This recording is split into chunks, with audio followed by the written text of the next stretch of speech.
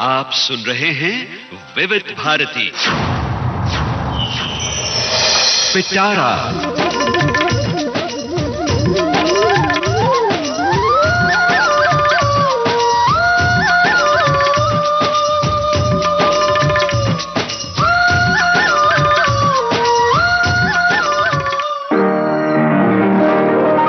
आज पिटारा में पेश है आज के मेहमान। अथ स्वागतम् शुभ स्वागतम् अथ स्वागतम् शुभ स्वागतम् आनन्द मङ्गल मङ्गलम् आनन्द मङ्गल मङ्गलम् हितप्रियं भारत भारतम् हितप्रियं भारत भारतम् स्वागतम् शुभ स्वागतम् अथ स्वागतम् शुभ स्वागतम्।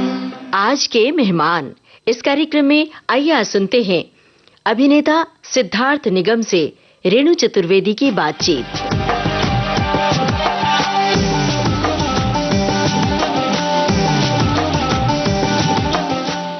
श्रोताओं नमस्कार। हमारे साथ मेहमान के तौर पर स्टूडियो में इस वक्त हैं सिद्धार्थ निगम।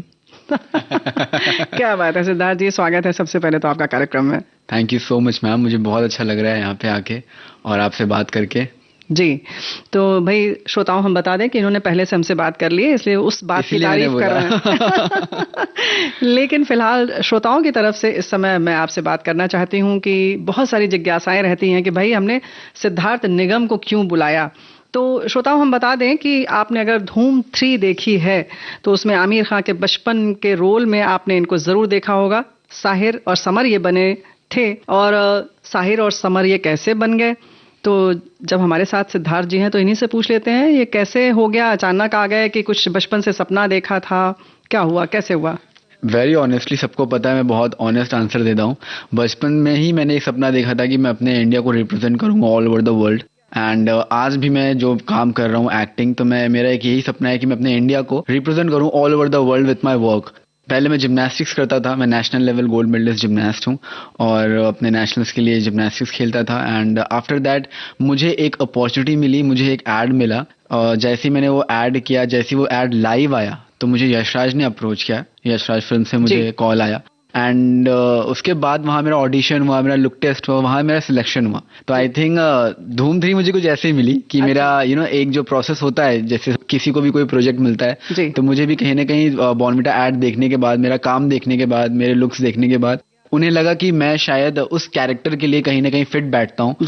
और प्लस पॉइंट ये भी था कि मैं जिम्नास्ट हूँ तो मेरी बॉडी फ्लेक्सिबल भी थी और मुझे जिम्नास्टिक्स भी आती थी, क्योंकि धूम 3 आपने देखी होगी तो उसमें एक तरीके का सर्कस है उसमें। बिल्कुल। और ऐसा कोई बच्चा नहीं था जो ये सारी चीजें करता हो, तो मैं जिम्नास्ट था इसलिए मुझे वो सारी चीजें करने में ज्यादा डिफिकल्टीज नहीं आई।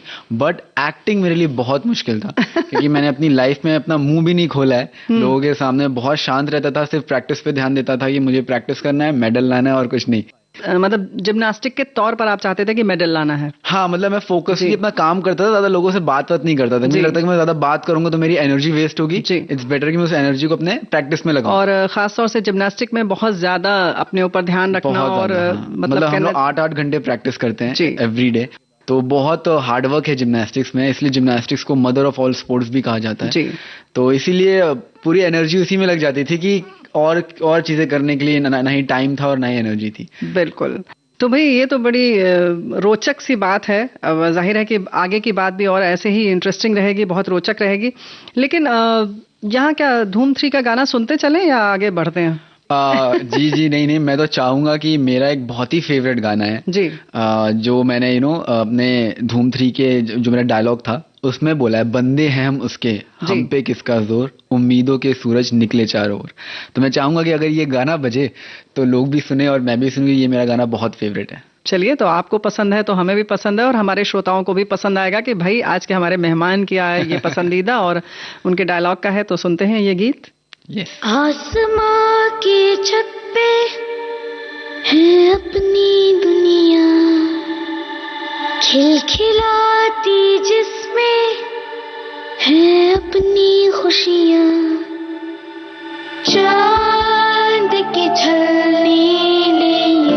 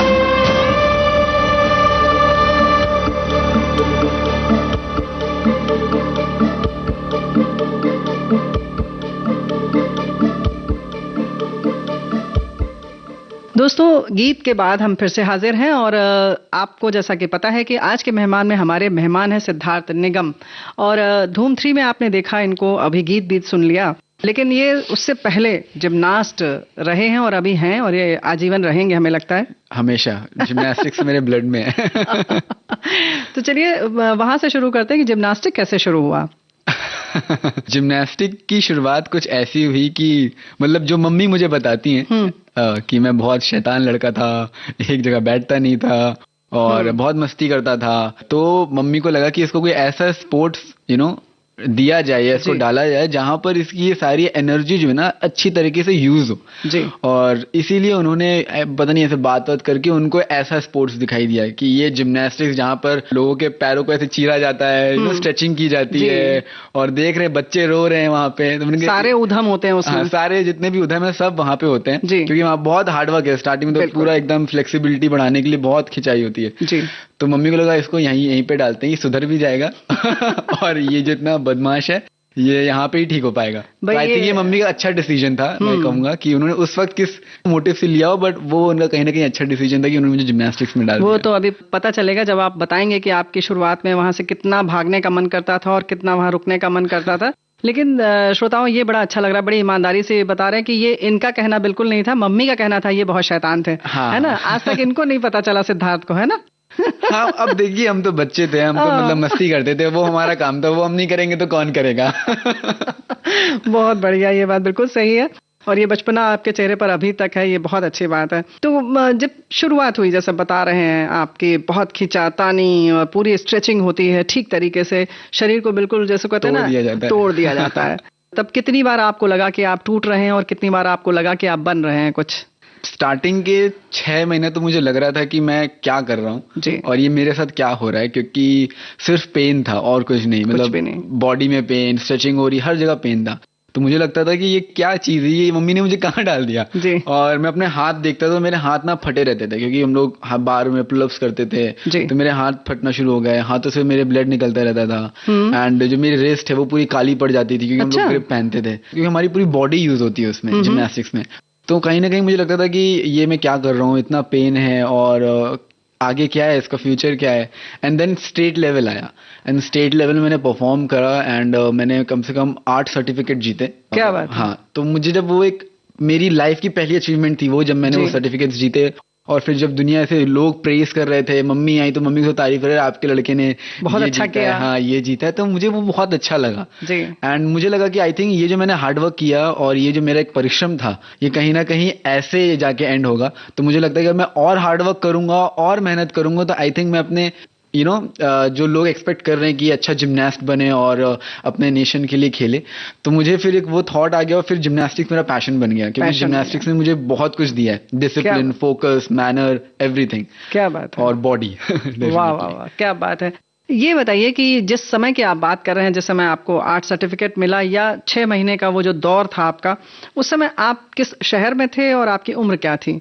मैं तब था 6-7 साल का रहूंगा। हाँ, बस 6-7 साल का था एंड सारी शैतानी उसके पहले कर डाली। मतलब शैतान तो मैं अभी भी हूँ।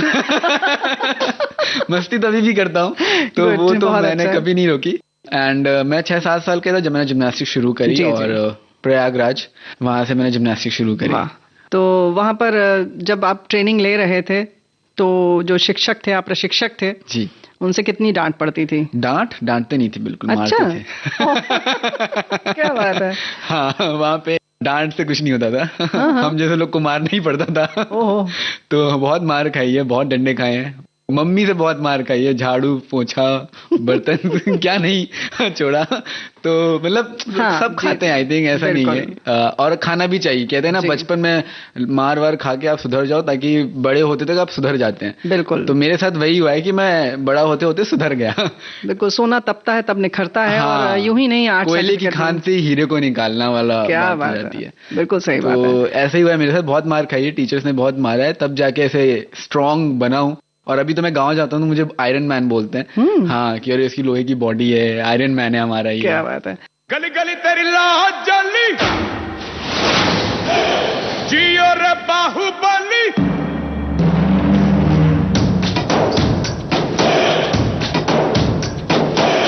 गली गली तेरी लाज जली, जियो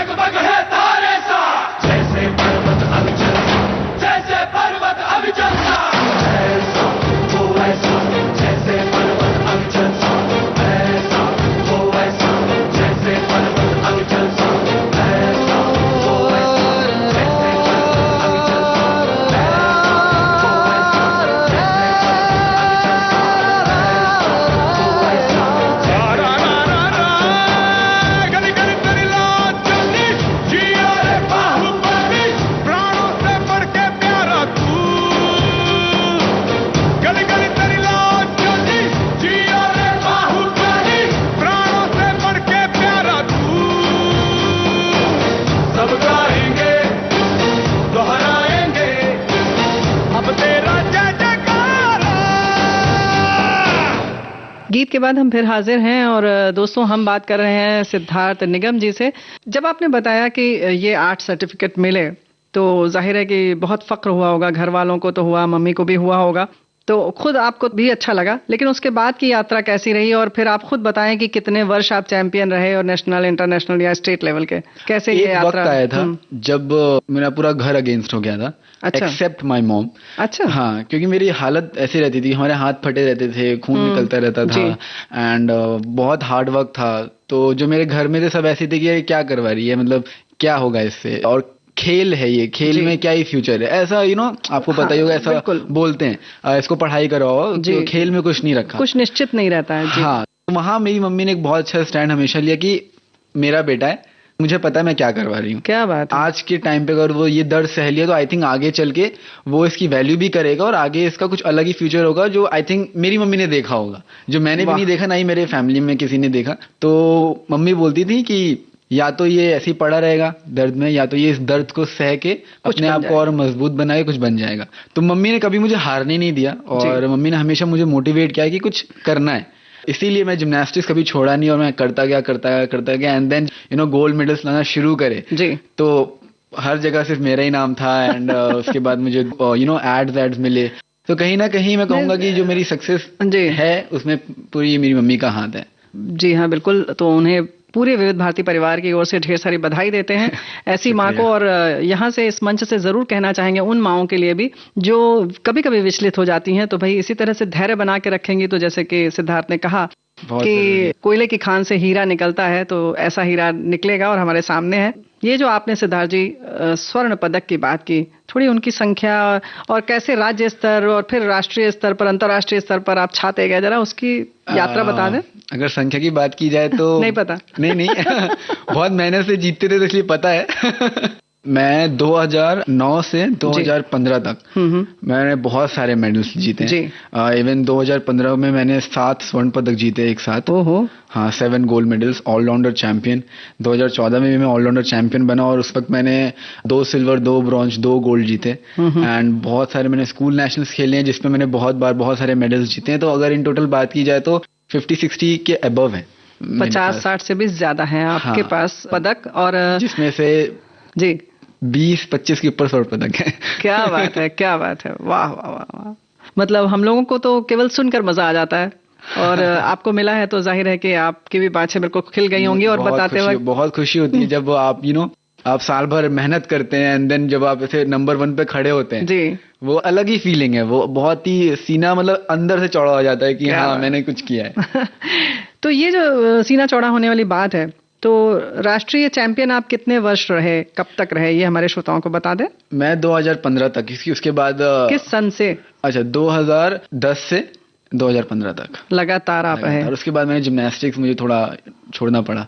लेकिन 2010 से 2015 तक लगातार आपका एक छत्र राज्य था। जी हाँ। मतलब जहां जाते रहोगे तो हर आदमी डरता रहोगा कि अरे भाई अब तो ये सिद्धार्थ आ गया और हमारे लिए कोई पदक की गुंजाइश नहीं है, स्वर्ण पदक तो नहीं जीत सकते, ऐसा? पता नहीं, डरते तो रहे होंगे डेफिनेटली। मैं भी डरता था बिकॉज मेरे जो कॉम्पिटिटर्स आते थे वहां पे, तो सबके अंदर कुछ ना कुछ डर बना रहता है क्योंकि जिम्नास्टिक्स में ऐसा नहीं है कि आप कौन सा एलिमेंट कर रहे हैं, कब आप गिर भी सकते हैं। तो मैंने कभी उस चीज को अपने सर पे नहीं चढ़ने दिया। कभी मैं कोई भी नेशनल खेलने गया, कोई भी कंपटीशन खेलने गया, कभी ओवर कॉन्फिडेंस होकर कभी नहीं गया। हमेशा अपने को लगता था अच्छे से करना है बस। तो वो अपना एक थॉट लेके मैं परफॉर्म करता था एंड मेडल पड़ जाता था। जीत जाता था मेडल। क्या बात है। तो फिर उसके बाद तो जाहिर है कि आपके परिवार के बाकी जो सदस्य थे उनके मुंह पर ताले पड़ गए होंगे, है ना? डेफिनेटली। फिर वो भी बहुत खुश। अभी तो सबको बहुत खुशी होती है और अभी सब प्राउडली ये भी बताते हैं कि सिद्धार्थ हमारे घर से है या फिर हमारा बेटा है, तो अच्छा लगता है, मुझे भी अच्छा लगता है। आपको बहुत सफलता मिली, तो कौन सा गीत यहाँ पर बहुत मन करता है ना कि कुछ, जब इतनी जिम्नास्टिक की बात हो गई तो कुछ खेल से संबंधित।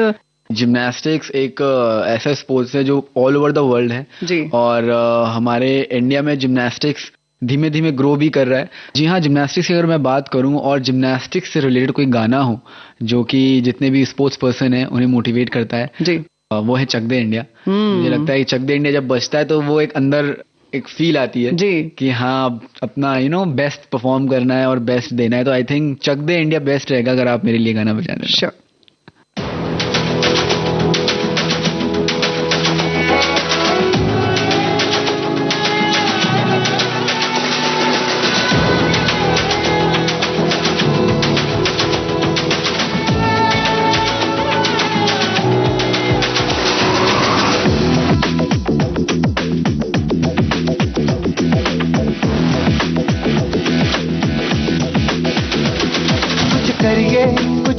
करिए, नस नस मेरी खोले, हाय कुछ करिए,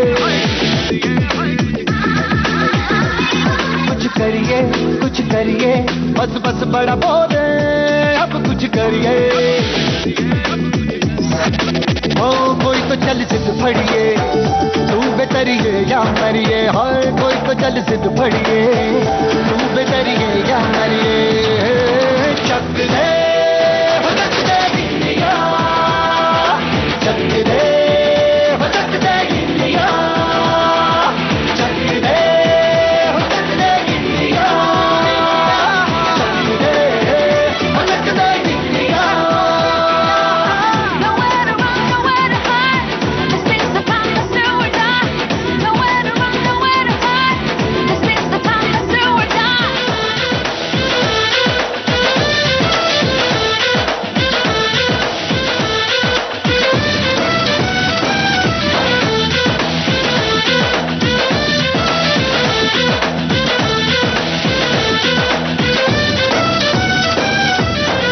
कूचों में गलियों में, राशन की फलियों में, बैलों में बीजों में, ईदों में बीजों में, रेतों के दानों में, फिल्मों के गानों में, सड़कों के गड्ढों में, बातों के अड्डों में, भूसा रोज भर ले, 10-12 बार कर ले, रहना न यार पीछे, कितना भी कोई खींचे, टस है ना मस है जी, जिद है तो जिद है जी, किसना यूं ही पिसना यूं ही पिसना यूं ही पत्थर है।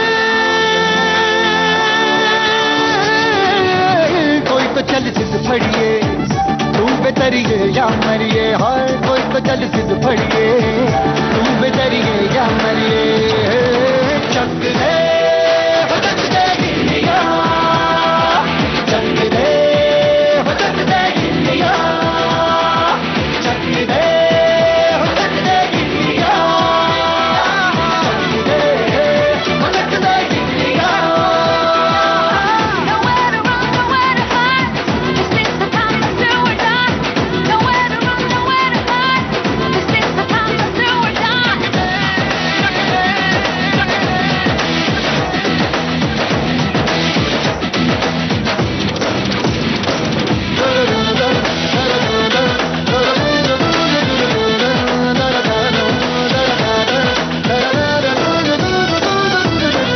लड़ती पतंगों में, भिड़ती उमंगों में, खेलों के मेलों में, पल खाती रेलों में, गन्नों के मीठे में, खद्दर में छींटे में, ढूंढो तो मिल जाओगे, कफ्ता बोहीनों में, रंग है समाज बिखरे और खुल के आज बिखरे, मन जाए ऐसी होती, रग रग मचल के बोली, टस है ना मस है जी, जिद है तो जिद है जी, किसना यूं ही पिसना यूं ही पिसना यूं ही पत्थर है।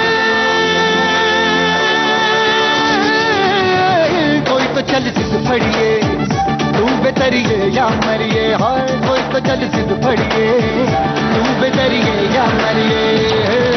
चक दे चक दे गिल्लिया, चक दे चक दे गिल्लिया, चक दे चक दे गिल्लिया, चक दे चक दे गिल्लिया।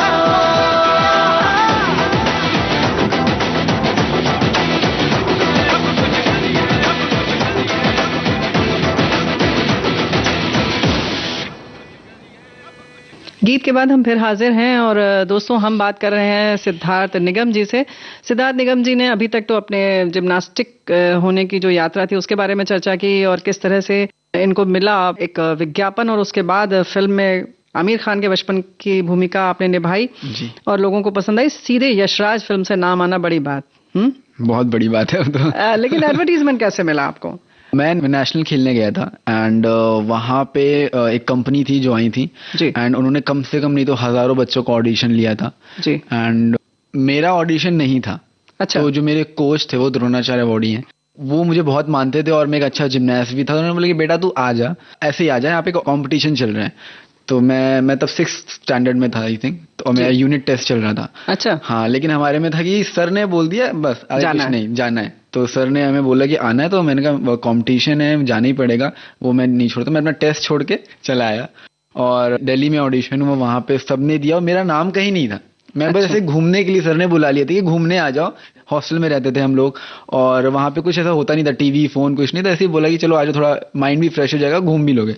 तो मैं मम्मी को बताया, मैं और मम्मी हम लोग गए दिल्ली, वहाँ पे हमारा मेरे लिए वो कंपटीशन था लेकिन था वो ऑडिशन। अच्छा। हाँ, तो वहाँ पे सबने अपना अपना परफॉर्म किया एंड जब हम लोग वापस आए तो फोन आया कि आपकी बेटे का सिलेक्शन हो गया। अच्छा। तो भी प्रॉब्लम ये हुई थी कि क्योंकि हमारे लिए बहुत बड़ी बात है कि सिलेक्शन हो गया एंड थाईलैंड जाना है, फ्लाइट में बैठना है, टिकट होती, तो हमारे पास ना ही इतना पैसा था कि हम जा सके। हाँ जा सके, और ना ही हमने कभी सोचा था कि हम इस जगह से निकल के हम सीधा इंटरनेशनल जाएंगे या मुंबई जाएंगे। मैं तो मुंबई का नाम सुन के डर जाता था कि मुंबई बहुत दूर है, मेरे लिए 7 समुंदर पार था मुंबई, ऐसा मुझे फील होता था। तो बहुत प्रॉब्लम्स आई, बहुत difficulties I, but I think लिखा हुआ था वो डेस्टिनी मेरे कि मुझे वो ऐड करना ही है। तो एट द एंड वो हुआ और मैं थाईलैंड गया। क्या बात है, वाह। तो शूटिंग के समय का क्या अनुभव रहा आपका? मेरे लिए था कि मैं हेवन में आ गया हूँ। क्योंकि मतलब मेरे लिए सब कुछ बहुत अलग था। मैं बहुत छोटा सा इंसिडेंट बताऊंगा जो आई थिंक बहुत रियल है जी। मैं होटल गया और होटल की 50 माले की बिल्डिंग थाईलैंड की, एंड मैं वहां खड़ा, मैंने कहा ये कौन सी दुनिया है ये। मैंने कहा माँ ये मैं कहाँ आ गया। सो मेरा रिएक्शन ही ऐसा था कि मैं क्या जी रहा हूँ, ये ऐसी भी लाइफस्टाइल होती है। और मैं बाथरूम गया, बाथरूम मैंने बाथटब देखा अपनी लाइफ में पहली बार, और मैं मतलब ऐसा था कि अच्छा लेट के भी नहाया जाता है, मुझे तो अभी तक पता था कि मग्गे भी नहाया जाता है। बिल्कुल सही बात है। तो मेरे लिए सब कुछ नहीं आता, छोटी छोटी चीज, मतलब वो जो गुलगुल सा बिस्तर होता है उस पे लेटने से लेके बाथरूम में जो पूरा बाथटब होता है वो सब मेरे लिए नया था। वो लिफ्ट, वो 50वां माला, 50वें माले में खड़ा हूँ और मुझे सब ऐसे दिख रहा है, बिल्डिंग मेरे से छोटी दिख रही है, तो वो सब कुछ मेरे लिए एक अलग ही अनुभव था और ऐसा लग रहा था कि मैं सपने में हूँ, ये सब सपना है मेरे लिए। और मतलब हमारे लिए ऐसे कि 5 रुपए की हम डेयरी मिल्क नहीं खरीद पाते थे उसमें, ऐसा लगता है कि जाने दो, चॉकलेट है, वहां पे ऐसे बड़े बड़े ब्रांड्स की चॉकलेट्स रखी हुई थी मेरे लिए, तो वो सब मैं ऐसा था कि मैं सपना ही जी रहा हूँ, कुछ मेरे साथ अलग ही हो रहा है। धरती पर पाँव नहीं थे आपके। हाँ मैं अलग ही, आई वाज इन क्या बोलते हो, क्लाउड 9। जाहिर है। क्या बात है। फिर शूटिंग के समय मतलब क्या हुआ, शूट के समय एक बार में टेक हो गया कि कितनी बार आपको करना पड़ा या कितना मजा आया, नर्वस हुए? मैंने कम से कम 100 टेक्स दिए। अच्छा। 100 टेक्स थे मेरे, और मेरे घुटने छिल गए थे क्योंकि मुझे जिम्नास्टिक्स करनी थी वहां पे। अच्छा। और मेरे लिए था कि जाके जिम्नास्टिक्स करनी तो कर लूंगा। हाँ, मेरे लिए परफेक्शन था कि मैं गया पहली बार में और मैंने अपना एलिमेंट परफॉर्म किया, लैंडिंग फिक्स, मैं बोला ये मैं जीत गया। मेरे लिए कंपटीशन था वो। लेकिन फिर उन्होंने बोला बेटा यहाँ पे एक्ट करना है आपको पहले गिरना है, आपको पहले दिखाना है कि आप गिर रहे हो, आपको दर्द हो रहा है। तो मैंने बोला सर मैंने मतलब प्रैक्टिस में कभी हमेशा यही कोशिश किया कि गिरना नहीं है, और आप मुझे यहाँ पे गिराने की बात कर रहे हैं। तो बोले नहीं यहाँ तो मैं एक्ट करने, तभी तुम उसके बाद वो पियोगे और तुम्हारे अंदर तैयारी जीत की चल रही है जी। मैंने कहा अच्छा ऐसा है। तो अभी क्या होता है, एलिमेंट जब हम करते हैं तो हमारा अलग कैलकुलेशन होता है कि कहाँ बॉडी ओपन करनी है, कहाँ पे लैंड करना है, और बिल्कुल आपको तो बिल्कुल पाँव हिलना भी नहीं चाहिए। जिस समय आप लैंडिंग करते हो तो आपको एकदम परफेक्ट खड़ा होना चाहिए ना। तो मैं खड़े होकर गिर जा रहा था, बोले नहीं ये थोड़ा अननेचुरल लग रहा है, रियल गिरना है। मैंने बोला कि ये मैं कैसे करूँ, मतलब हम गिरते तो हमें चोट लगती है। पहले प्रैक्टिस की ठीक से खड़े होने की, और फिर प्रैक्टिस करनी थी गिरने की प्रैक्टिस करना पड़ा। तो मैंने बोला कि हम जब गिरते हैं तो अपने आप गिर जाते हैं, धोखे से गिर जाते हैं, बाय मिस्टेक हो जाता है, तो हम गिरते तो हमें चोट लगती है, तो इसलिए हम गिरना कभी चाहेंगे ही नहीं। फिर वो करने के चक्कर में कम से कम नहीं तो 100 टेक तो हो गए होंगे। और फिर मैं ऐसा गिरा हूँ, आप ऐड देखिएगा मेरा। अच्छा। ऐसा गिरा हूँ मैं गंदी तरीकों से, कभी गर्दन के बल, कभी कमर में जर्क आया, कभी नीज के ऊपर गिरा तो नीज छिल गए, रियल गिरा। फिर सर ने बोला हाँ अब मुझे एक फिक्स लैंडिंग चाहिए। मैंने बोला वाओ, अलग ही एक्सपीरियंस था। मैंने बोला कि एक काम करिए, मेरे लिए आप 2 टोकरी में ना ढेर सारे चॉकलेट और चिप्स रख दीजिएगा जी, ताकि करने के बाद मैं वहीं जाऊंगा, कॉम्पनसेट कर सके। हाँ है ना। फिर उन्होंने मुझे गिफ्ट भी किया, एक अच्छा सा गेम गिफ्ट किया मुझे मनाने और मुझे खुश रखने के लिए। क्या बात है।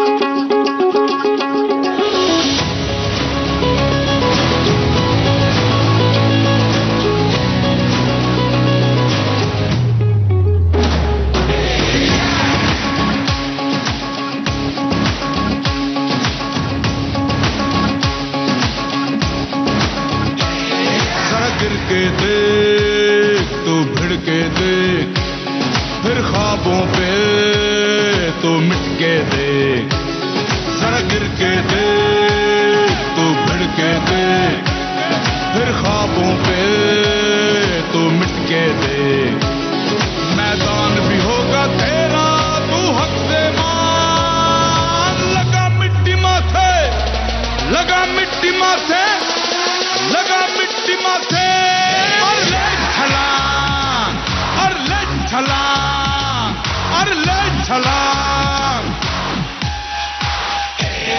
और ले छलांग, और ले छलांग, और ले छलांग।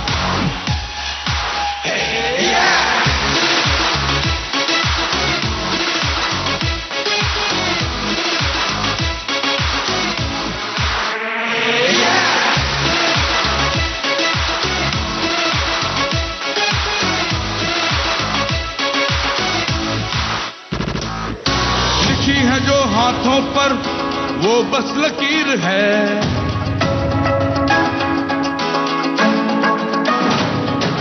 लिखी है जो हाथों पर वो बस लकीर है, लिखनी आसमानों पर अपनी तकदीर है, पूछा है उसने तुझसे साया न कर ये मौका, छीन ले अपनी किस्मत, है किसने तुझको रोका, अपनी कमजोरियों की हर हद तू लान, लगा मिट्टी माथे, लगा मिट्टी माथे, लगा मिट्टी माथे, और ले छलांग, और ले छलांग, और ले छलांग, और ले छलांग, और ले छलांग, और ले छलांग, माथे पे जो ये बल है का गाढ़ा दलदल है, दलदल पे भागना है, हर तीर दागना है, दे अंधेरा ऐसी दे बात, लगा मिट्टी माथे, लगा मिट्टी माथे, लगा मिट्टी माथे, और ले छलांग, और ले छलांग, और ले छलांग, और ले छलांग, और ले छलांग, और ले छलांग।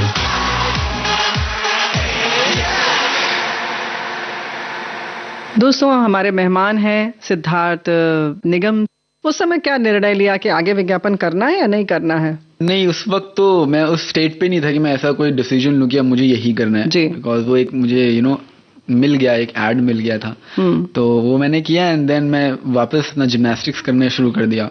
कभी उधर ना हमने ट्राई किया ना कभी ध्यान दिया, बिकॉज हमारा कोई ऐसा बैकग्राउंड भी नहीं था, जी। और ना ही कोई ऐसा सपोर्ट था कि जो हमें इस चीज को लेके गाइड भी करेगी। एक आगे कैसे एंटरटेनमेंट की दुनिया है, एक इंडस्ट्री है, क्योंकि हमारे लिए हमेशा टीवी पे जो दिख रहा है वो रियल ही है। हाँ, वो और हो रहा है उसके साथ। हमारी पहुंच से बहुत दूर है। हमारी पहुंच से बहुत दूर है। उस टीवी पे कैसे लोग दिख रहे हैं, मतलब ऐसा होता था, तो वो हमारी पहुंच से बहुत दूर था, हमारा कोई बैकग्राउंड नहीं था, तो कभी हमने सोचा भी नहीं था कि इसके बाद हम एक्टिंग लाइन में जाएंगे। लेकिन आ गए। हाँ, एक डेस्टिनी थी कि मुझे फिर से एक ऑफर आया धूम 3 का डायरेक्ट। धूम 3 का वो विज्ञापन देखने के बाद? वो विज्ञापन देखने के बाद। ये बताइए मुझे कि धूम 3 के बाद क्या हुआ जब अपने शहर गए फिर से? चीजें चेंज हुई, लोगों का व्यू चेंज हो जाता है जब आप एक कोई अच्छा काम करते हैं, एंड देन जब अपने गांव घर वापस आते हैं, देखने का नजरिया चेंज हो जाता है लोगों का, और बहुत सारी प्रॉब्लम्स भी आती हैं। हर चीज का एक प्रॉस एंड कॉन्स होते ही हैं। तो बहुत से लोग को लगता था कि मैं बदल गया हूँ, मेरे अंदर एटीट्यूड आ गया है, तो बहुत से लोग कोशिश भी नहीं करते थे कि मेरे पास आके मेरे से मिलें, लेकिन मैंने अपना एटीट्यूड कभी चेंज नहीं किया। अच्छा। मैं हमेशा, अगर मैं धूम 3 करने के बाद भी जब मैं अपने स्कूल गया, तो हमारे यहाँ जब भी कोई फंक्शन होता है तो हॉस्टल के बच्चों को ही जगाया जाता है कि चलो चेयर उठाओ, गद्दे उठाओ, गद्दे साफ करना है, काम हमें ही मिलता था, तो मैं तब भी करता था वो काम। अच्छा। और धूम 3 करने के बाद भी मैं गया तो मैं सेम था, मैं तब भी करता था। तो बहुत से लोग आए कहते थे भाई तूने तो धूम 3 कर लिया है और तेरे अंदर कोई एटीट्यूड नहीं आया है, आना चाहिए। तो मैं हमेशा सोचता था कि यार एटीट्यूड क्यों चेंज करूं, या फिर एटीट्यूड आके मुझे मिलेगा क्या। Let me do my work, मैं अपना काम करता हूँ, मैं अपना मेहनत करता हूँ, और देखा जाएगा जैसा जो भी आगे होगा। सो मैं कभी अंदर अपने एटीट्यूड लाया नहीं, तो मेरे अंदर कोई चेंजेस नहीं आए आफ्टर धूम 3। लोगों के अंदर क्या चेंजेस आए या लोगों का बिहेवियर कैसे चेंज हो, उससे मुझे कभी फर्क नहीं पड़ा। वो देखकर मजा आता रहा होगा ना? हाँ, मतलब जहाँ अननोन से आप नोन बन जाते हैं, तो नोन जब मैं बन गया तो अच्छा लगता था। टीचर से एक अलग प्यार मिल जाता था जी। अगर होमवर्क नहीं मिला, हाँ ठीक है बेटा कल दे देना तो वो तो छोटा मोटा प्यार तो मिलता रहता था। जी, चलिए बातें तो चलती रहेंगी, यहाँ पर एक गीत सुन लेते हैं।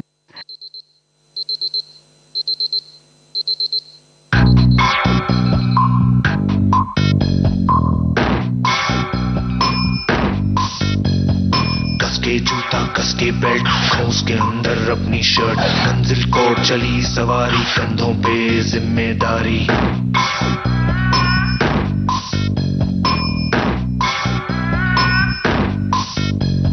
हाथ में फाइल मन में दम, मीलों मील चलेंगे हम, हर मुश्किल से टकराएंगे, टस से मस ना होंगे हम। दुनिया का नारा जमे रहो, मंजिल का इशारा जमे रहो, दुनिया का नारा जमे रहो, मंजिल का इशारा जमे रहो। ये सोते भी है टेंशन आगे रहने की है, टेंशन मेहनत इनको प्यारी है, एकदम आज्ञाकारी है, आज्ञाकारी है। ये ऑमलेट पर ही जीते हैं, ये टॉनिक सारे पीते हैं, वक्त पे सोते वक्त पे खाते, तान के सीना बढ़ते जाते। दुनिया का नारा जमे रहो, मंजिल का इशारा जमे रहो, दुनिया का नारा जमे रहो, मंजिल का इशारा जमे रहो।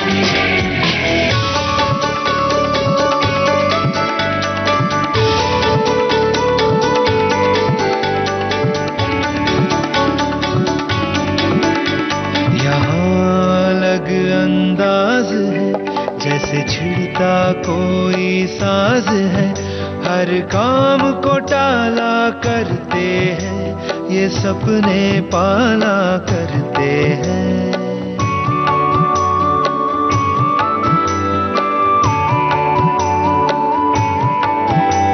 ये हरदम सोचा करते हैं, ये खुद से पूछा करते हैं, क्यों दुनिया का नारा जमे रहो, क्यों मंजिल का इशारा जमे रहो, क्यों दुनिया का नारा जमे रहो, क्यों मंजिल का इशारा जमे रहो। ये वक्त के कभी गुलाम नहीं, इन्हें किसी बात का ध्यान नहीं, तितली से मिलने जाते हैं, ये पेड़ों से बतियाते हैं, ये हवा बटोरा करते हैं, बारिश की बूंदे पड़ते हैं, और आसमान के कैनवस पे ये कलाकारियां करते हैं। क्यों दुनिया का नारा जमे रहो, क्यों मंजिल का इशारा जमे रहो, क्यों दुनिया का नारा जमे रहो, क्यों मंजिल का इशारा जमे रहो। गीत के बाद हम फिर हाजिर हैं, और दोस्तों हम बात कर रहे हैं सिद्धार्थ निगम जी से। कोई और ऐसा घर जाने के बाद या गांव जाने के बाद कुछ ऐसा वाकया जिसे आप बताना चाहें? मेरी मॉम बहुत खुश हो गई थी। अच्छा। क्योंकि मेरी मम्मी का सपना रहा है कि हम दोनों बच्चे टीवी पे दिखें, जिसके लिए हमने एक बार ट्राई भी किया था, ऑडिशन देने गए थे हम जी। और बहुत गंदा रिजेक्शन भी मिला था वहां से तो और हिम्मत टूट गई थी कि ये इंडस्ट्री हमारे लिए है ही नहीं, क्योंकि मुझे हमें ऐसा लगे कि इतना हम लोग जितना पैसे से खर्च करके गए थे एंड कुछ हुआ नहीं, तो बहुत ऐसा फील हुआ था कि अलग ही दुनिया है और वहां तक पहुंचने के लिए बहुत मेहनत लगती है, विच इज़ वेरी ट्रू। कभी कभार मुझे लगता है कि मैं कहीं ना कहीं लकी हूँ कि मुझे ऐसी अच्छी जो अपॉर्चुनिटीज़ मिली हैं, एंड अपने आप को मैं इसलिए कहता हूँ कि मैं लकी भी हूँ और मैं हार्ड वर्किंग भी हूँ। मैं जब मुझे अपॉर्चुनिटीज़ मिलती हैं तो मैं फिर अपना 100 के नीचे देना ही नहीं है, इट्स लाइक दैट कि मैं अपना 100% देता हूँ। तो हाँ, मेरी मम्मी को बहुत खुशी हुई, मेरी मम्मी की आंखों में आंसू आ गए कि मैं धूम 3 में दिख रहा हूँ और आमिर सर के साथ मेरा सीन चल रहा है एंड लोग मुझे पूछ रहे हैं, मतलब मैं पूरे प्रयागराज में फेमस हो गया था धूम 3 बॉय। जाहिर है। चलिए आगे हम इसके बात और करेंगे। आमिर खान के संग आपने जब शूट किया तब क्या अनुभव था? फिलहाल आपने अपनी मम्मी की बातें इतनी की हैं, तो आप अपनी मम्मी की पसंद का कोई गीत यहाँ सुनना चाहेंगे? जी बिल्कुल, मेरी मम्मी को बहुत खुशी होगी अगर मैं ये गीत उनके लिए बजवाऊं। उनका बहुत ही फेवरेट सॉन्ग है चिट्ठी ना कोई संदेश। क्या बात है, तो सुनते हैं ये गीत। यस।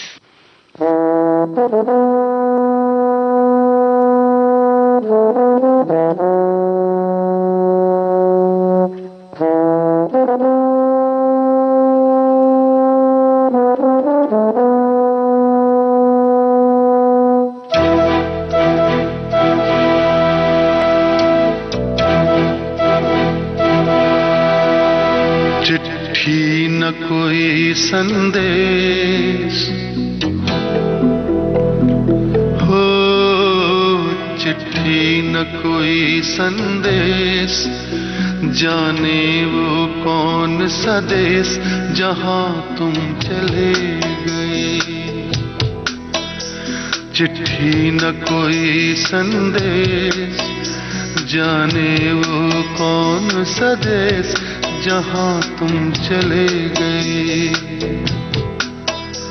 चिट्ठी न कोई संदेश, जाने वो कौन सा देश जहां तुम चले गए, जहां तुम चले गए। इस दिल पे लगा के ठेस, जाने वो कौन सा देश जहां तुम चले गए।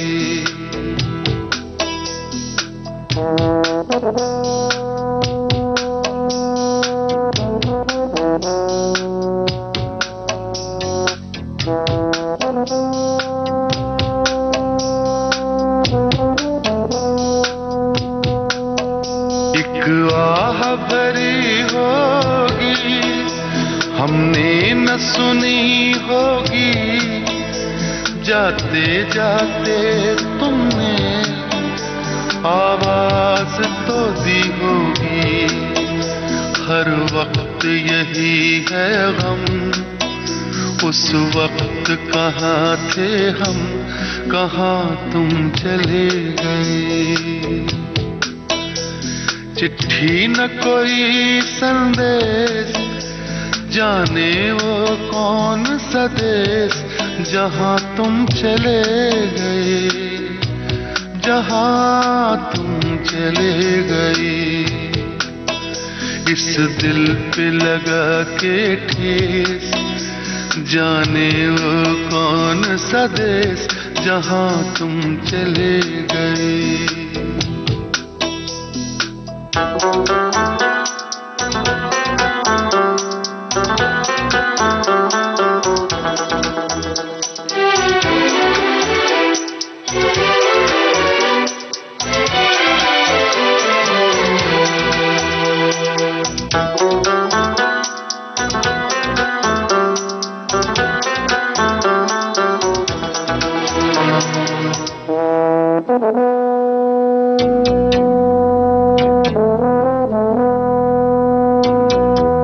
हर चीज पे अश्कों से लिखा है तुम्हारा नाम, ये रास्ते घर गलियां तुम्हें कर ना सके सलाम। हाय दिल में रह गई बात, जल्दी से छुड़ा कर हाथ, कहाँ तुम चले गए। चिट्ठी न कोई संदेश, जाने वो कौन सा देश जहां तुम चले गए, जहां तुम चले गए। इस दिल पे लगा के ठेस, जाने वो कौन सा देश जहां तुम चले गए।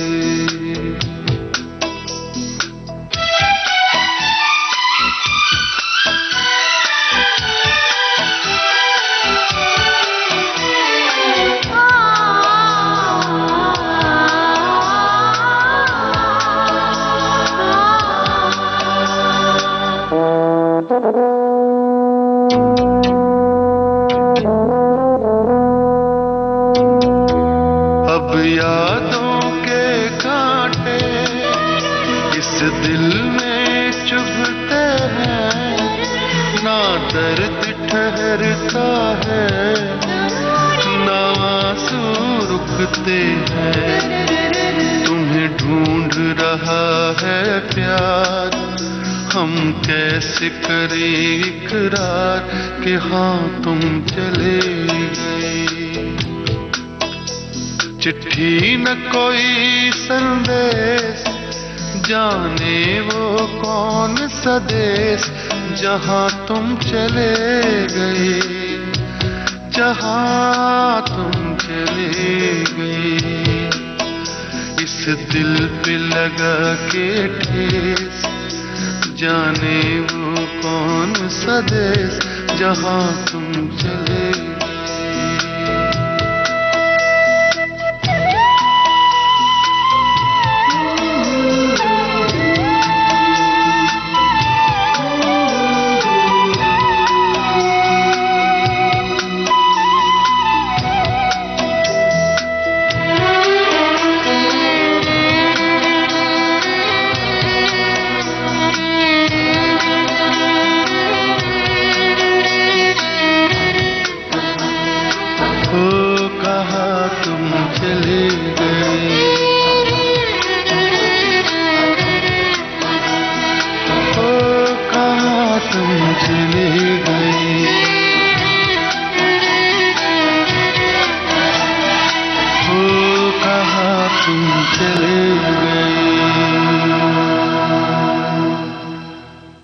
दोस्तों, आप सुन रहे हैं सिद्धार्थ निगम से उनकी बातचीत। और जैसा कि जो ये गीत अभी हमने सुना, ये इनकी माँ का पसंदीदा गीत है और जाहिर है कि अपनी माँ को खुश करना चाहते हैं, क्योंकि माँ उनकी तब भी बहुत खुश हुई थी जब ये लौटे थे धूम 3 करके।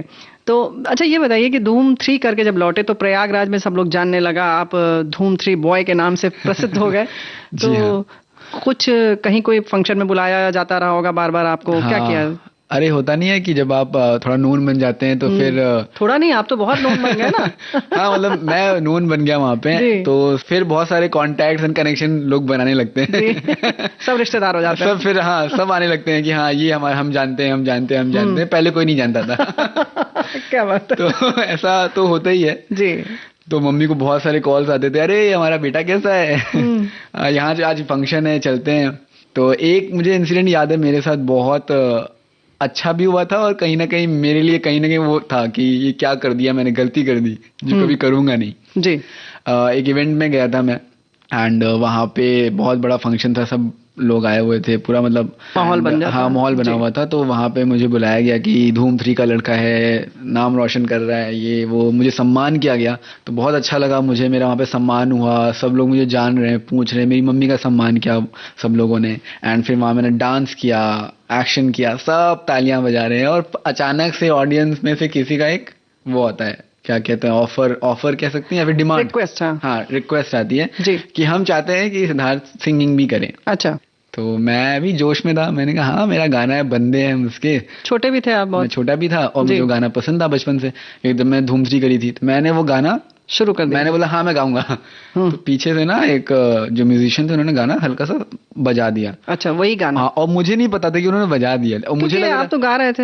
हाँ, मस्त। हाँ, मैं तो अपने मस्त मगन में ऐसा फ्लो में बंदे हैं उसके में गाने लगा, और उनको भी पता नहीं क्या मजा आया कि उन्होंने बंद कर दिया।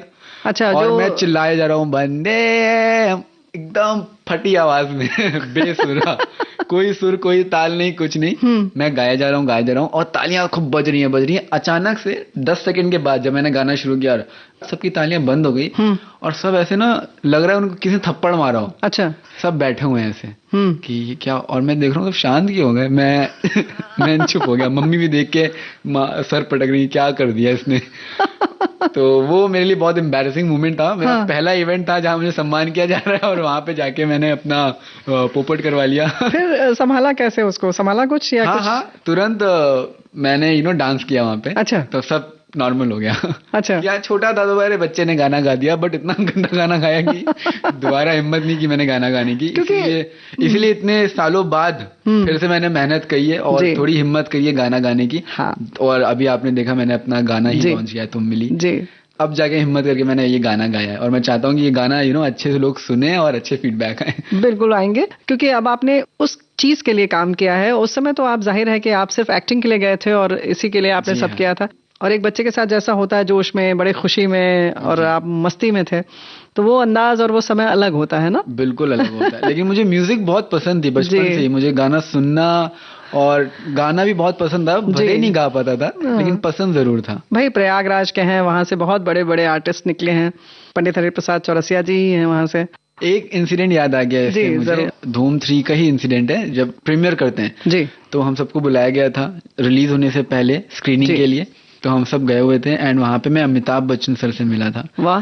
हाँ, वो मेरी लाइफ का सबसे बहुत ही अच्छा मोमेंट था, बिकॉज अमिताभ बच्चन सर प्रयागराज से हैं। एंड एज एन एक्टर जब मैं उनसे मिला तो उन्होंने बोला अब एक और हुनर आ गया है प्रयागराज से, अब ये मेरा नाम रोशन करेगा। तो उन्होंने ऐसा जब बोला तो वो मुझे बहुत मोटिवेट किया। क्या बात वो है? चीज तो मैंने बोला क्या बात है, अमिताभ बच्चन सर के मुंह से ये चीज सुनने को आ रही है।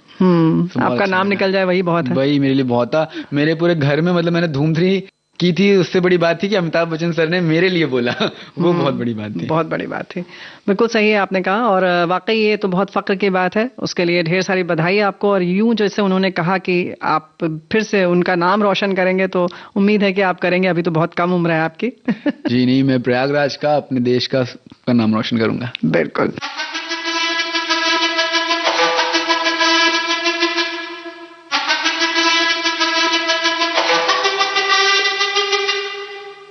है मेरी दर्द चीर के निकल चुका, मौका मिले तो करूं मैं ये दोबारा।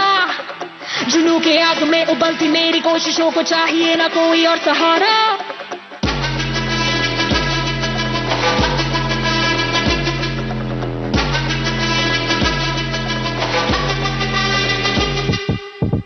जिद है मेरी दर्द चीर के निकल चुका, मौका मिले तो करूं मैं ये दोबारा। जुनू की आग में उबलती मेरी कोशिशों को चाहिए ना कोई और सहारा।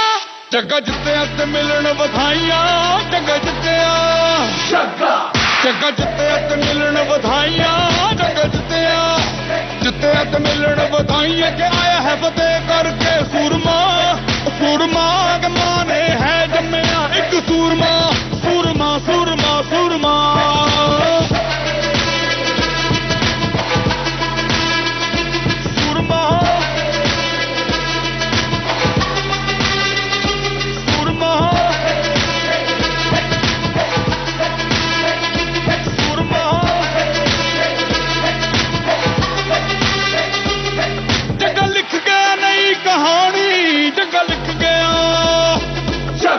रोके वो काफी, रुके ना तू तो टोके वो काफी, झुके जरा भी, रुकेगी ना पर इनकलाबी।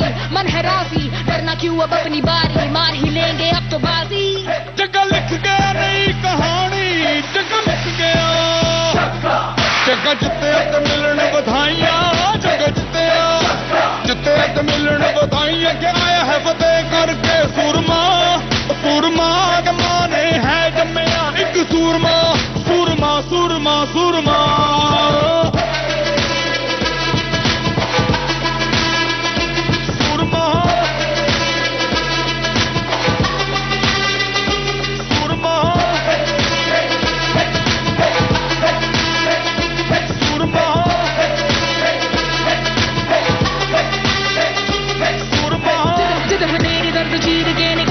मौका मिले तो करूं मैं ये दोबारा। जुनू की आग में उबलती मेरी कोशिशों को चाहिए ना कोई और।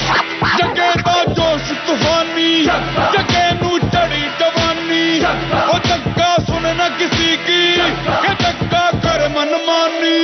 जगे दा जोश तूफानी, जगे नू चढ़ी जवानी, ओ जग्गा सुन न किसी की, के जग्गा कर मनमानी।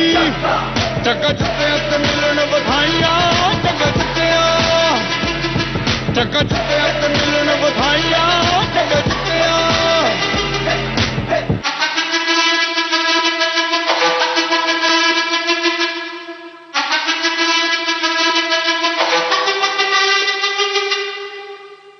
आज के मेहमान कार्यक्रम में अभी आप सुन रहे थे अभिनेता सिद्धार्थ निगम से रेणु चतुर्वेदी की बातचीत का पहला भाग। इसका दूसरा भाग आपको सुनवाएंगे अगले हफ्ते आज के मेहमान कार्यक्रम में। तकनीकी सहयोग विनायक तडवलकर का। इस कार्यक्रम के प्रस्तुतकर्ता जुबैर खान।